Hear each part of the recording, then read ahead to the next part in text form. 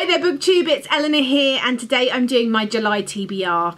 July is really exciting for Shelf Slam. We have picked out this one we haven't picked out, we've picked from the ones because it fits in with what me and Janet are doing, and we're theming it round the world. If you've seen my video talking about around the world in 2 weeks, myself and Janet are doing a project. You can check out down below about that. I won't be setting a very big TBR this month because for 2 weeks I will be using the books that we're using for that project, which will be a surprise, and there will be hopefully sort of videos up every other day with a bit of an unwrapping, a conversation, and then a review of the book. So I just want to talk about some of the other books I've put on my TBR that are set in other countries to the one I live in, and also I'm going to briefly mention the 2 books that I'll be reading this month for mine and Caitlin from Kitty G's Welcome Prize reading. So if you've watched my Welcome Prize video, I will link down below both the Welcome Prize video and the video for Around the World in 2 weeks. But the Welcome Prize is something that myself and Caitlin are reading the backlist for. This month we are starting our project, and the 2 books we are reading are, or one of them I am reading and one we're reading together. One of the books I'm reading is Cutting for Stone by Abraham Verghese, and the other book is Keeper, a book about memory, identity, isolation, Wordsworth and cake by Andrea Gillies. So I shall be reading both of these books, and then there will be a live show towards the end of July that myself and Caitlin it will be hosted on one of our channels, where we will be talking about our thoughts about these books together. So you can stay tuned to find out when that is.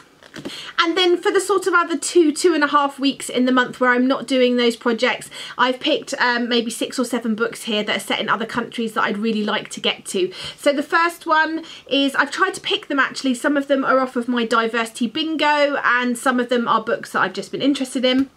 The first one is off my diversity bingo, and that is The Darkest Child by Dolores Phillips. I've wanted to read this for the longest time. I bloody read Ruby by Cynthia Bond with Mercedes a year ago or 2 now, and she recommended this one to me. She said she thought I would really enjoy it. It's set in a small town in Georgia in America, and it's about Roselle Quinn, who's fair-skinned, so fair-skinned she could pass for white, and her 10 children are mostly light too. It says everyone in the small Georgia town in which she lives knows they have different fathers, some of them in high places too. However, it is Tangy May, the darkest of them all, who is the brightest and the only one desperate to be educated.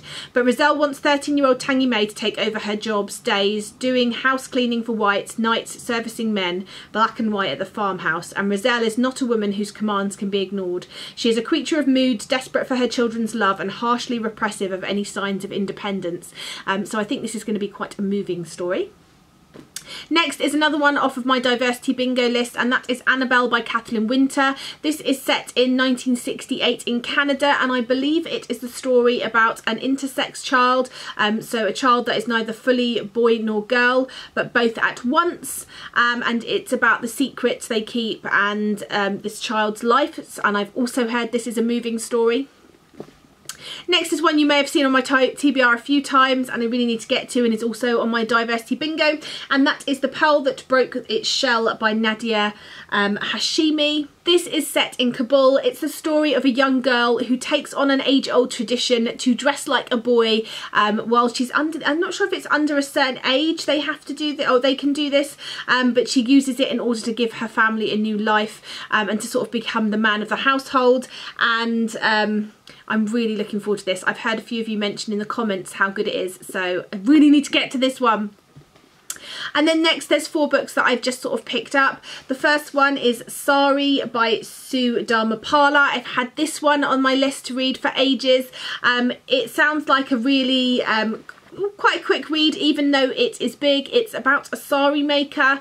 It says Nyla wasn't born beautiful or powerful or rich, but she has a rare talent that transforms lives. She is a seamstress, and as she works she weaves into the sari's silk a pattern of love, hope and devotion, which all prove to be invaluable to more lives than just her own. And we go from Sri Lanka to India and finally to Australia, I'm assuming following this sari and the lives of the people that own it. I picked up Hot Milk by Deborah Levy. I've had this on my shelf for ages.